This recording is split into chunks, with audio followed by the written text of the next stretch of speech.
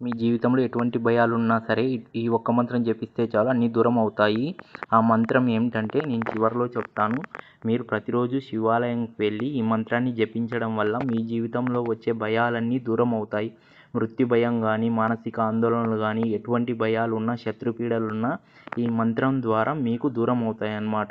మీరు శివాలయంకి వెళ్ళిన తర్వాత శివుణ్ణి ఆరాధించిన తర్వాత, శివుణ్ణి నమస్కరించిన తర్వాత ఈ మంత్రాన్ని జపిస్తూ మీరు ప్రదక్షిణ చేయడం వల్ల మీకు చాలా మంచిగా జరుగుతుందన్నమాట. ఆ మంత్రం వచ్చేసి ఓం త్రయంబకం యజామహే సుగంధిం పుష్టివర్ధనం ఊర్వారుకమివ బంధునాన్ మృత్యోర్ముక్ష్యమామృతాత్. ఈ మృత్యుంజయ మంత్రాన్ని మనము రోజుకి 108 సార్లు జపించడం వల్ల మన జీవితంలో వచ్చే భయాలన్నీ దూరం అవుతాయన్నమాట.